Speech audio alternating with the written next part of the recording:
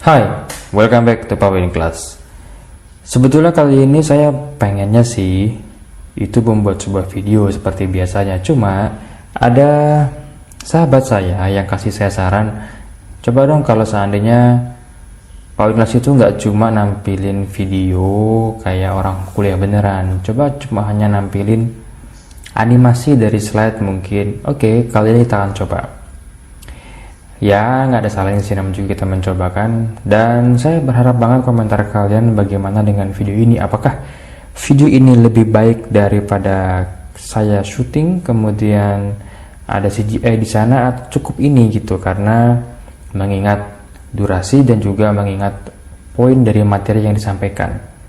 Oke, langsung aja.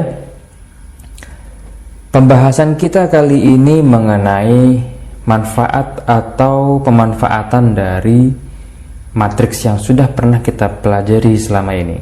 Apa sih itu fungsinya dan seperti apa sih matriks ini kalau di dalam dunia ekonomi?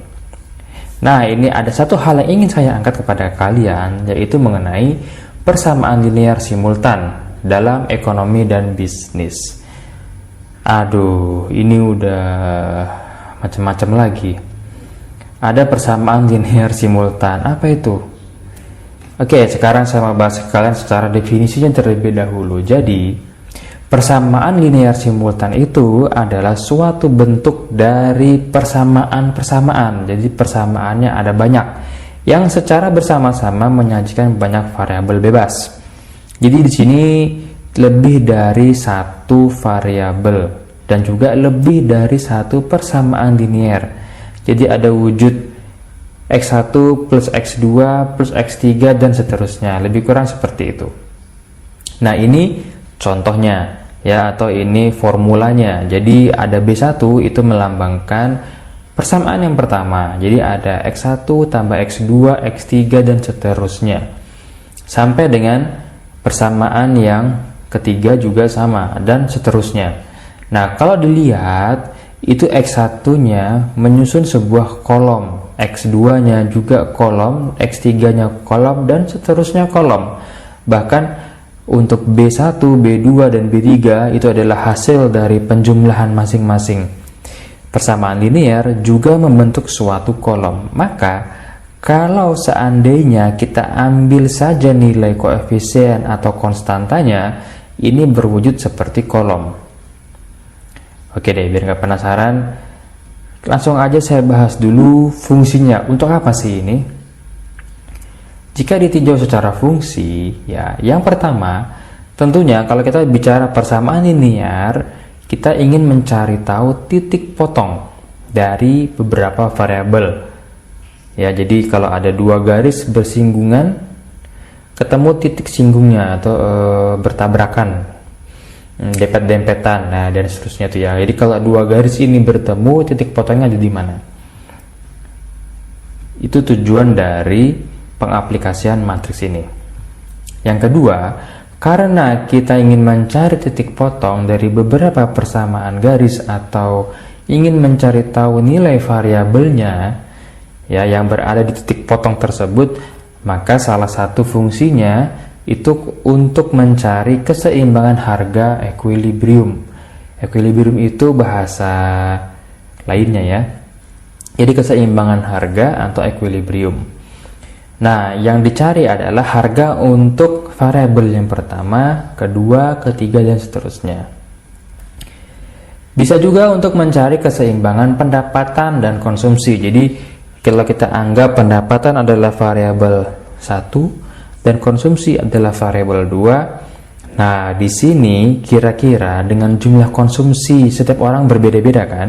Nah, dengan jumlah konsumsi tertentu, maka pendapatannya harus berapa yang bisa mencukupi. Atau kalau ada pendapatannya sekian, maka jumlah konsumsinya harusnya seberapa banyak. Ya, lebih kurang seperti itu. Oke, tanpa beribet-ribet lagi, langsung aja kali ya, kita kasih contohnya. Dari segi contoh, misal seperti ini.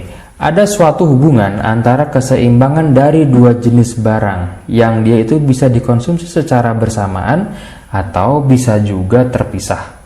Ya, di sini kita ambil contoh kopi dan susu ya. Orang bisa minum kopi tanpa susu bisa juga orang minum kopi dengan susu, atau ada juga yang senang minum susu aja.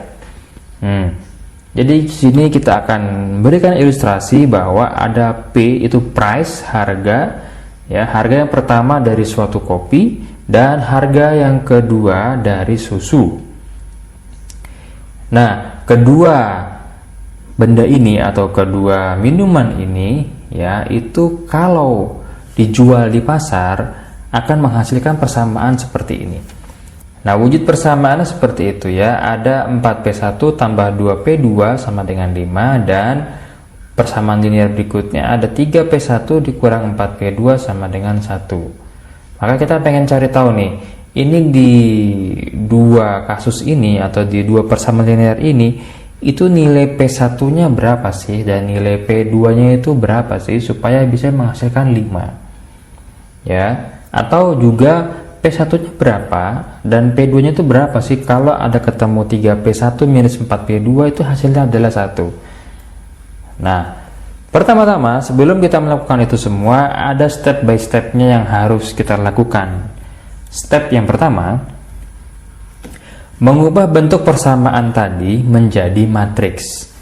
Oke, ya, dimana matriks koefisien itu untuk data gabungan variabel 1 dan seterusnya. Jadi tadi kita ada di sebelum sama dengan, ya, seperti itu, ada 4P1 dengan 2P2, atau di kasus yang keduanya ada 3P1 dan minus 4P2.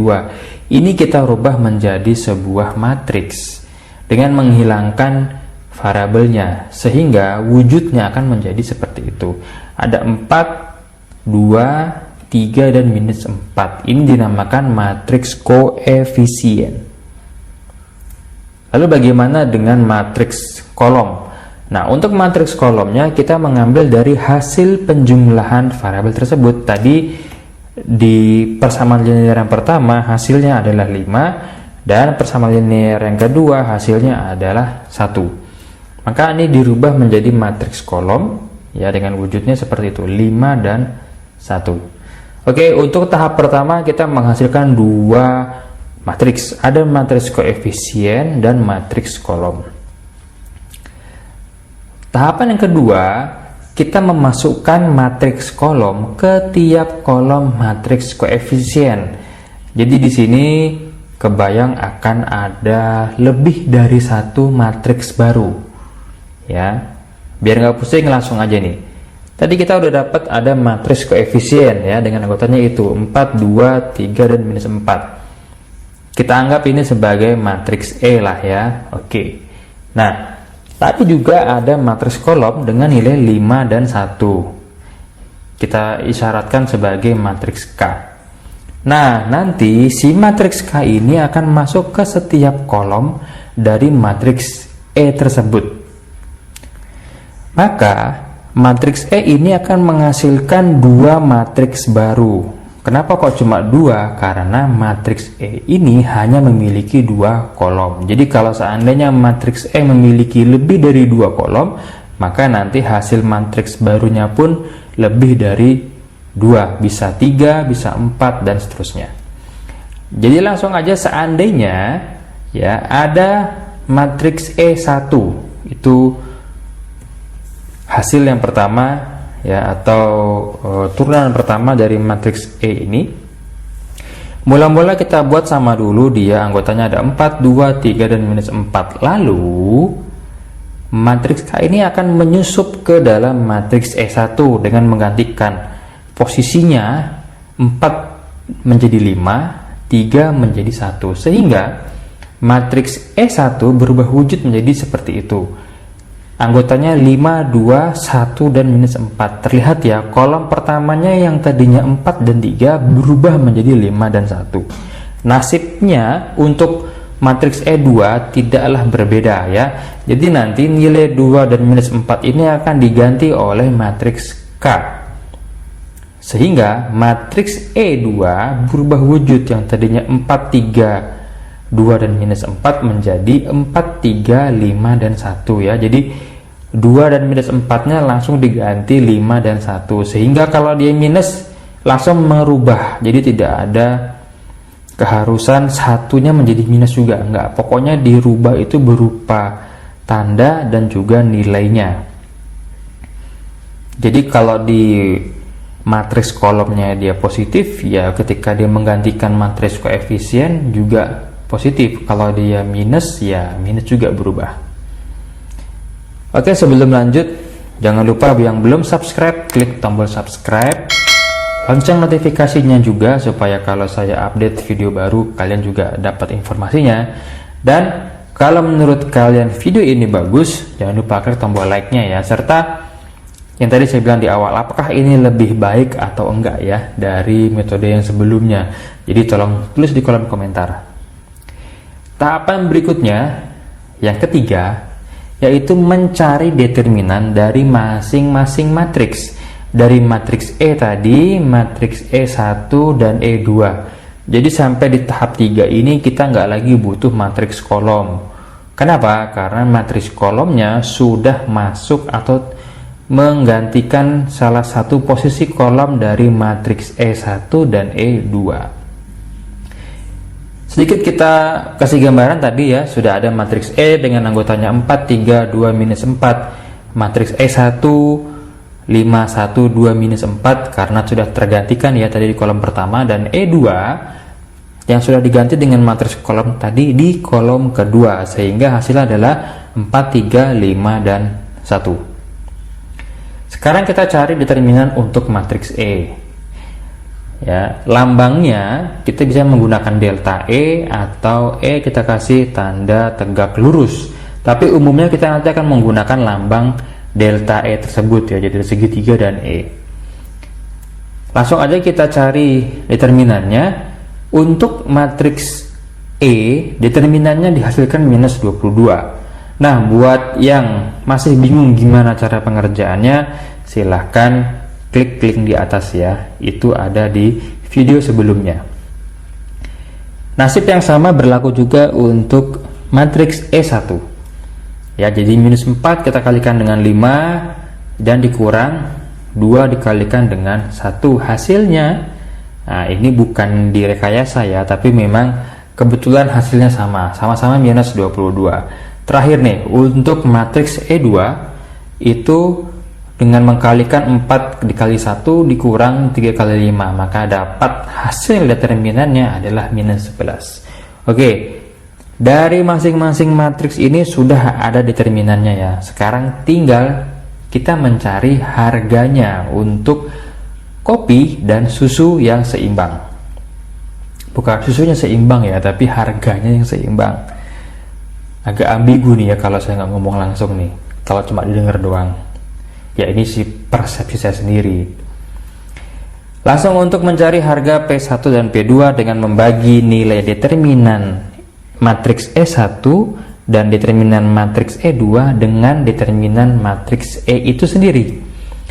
Jadi untuk determinan E hasilnya adalah minus 22, determinan E1 minus 22 juga, dan terakhir matriks determinan E2 ya, atau determinan matriks E2 adalah minus 11. Sekarang untuk P1 atau harga yang pertama, kita ambil dari matriks E1 dibagi dengan determinan dari matriks E.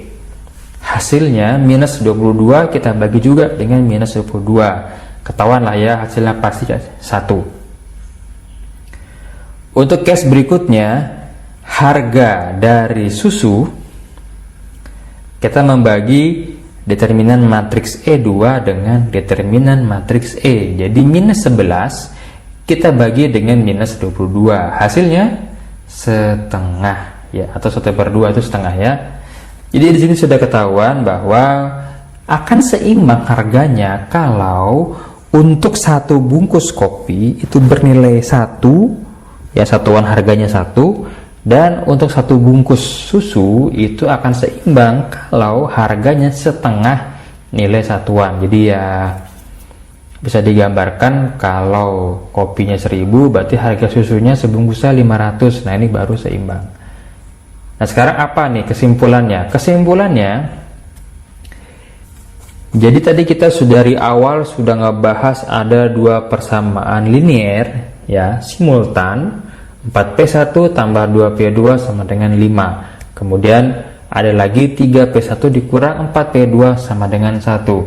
Kita disuruh mencari tahu harga yang seimbang kalau seandainya persamaannya seperti itu yang terjadi di pasar. Maka hasilnya untuk harga kopi 1 dan harga susu adalah setengah, ya. Yap. Kalau kalian ada yang mau bertanya, silahkan tulis lagi di kolom komentar. Dan kalau menurut kalian video ini bagus, jangan lupa klik tombol like. Oh ya, kasih juga saran apakah metode seperti ini yang sebaiknya dilakukan lebih lanjut atau tetap menggunakan metode lama, ya. Syuting, ada CGI dan sebagainya.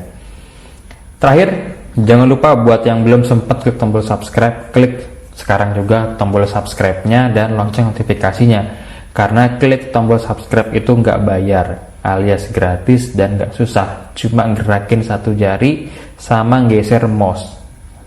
Oke, see you, bye.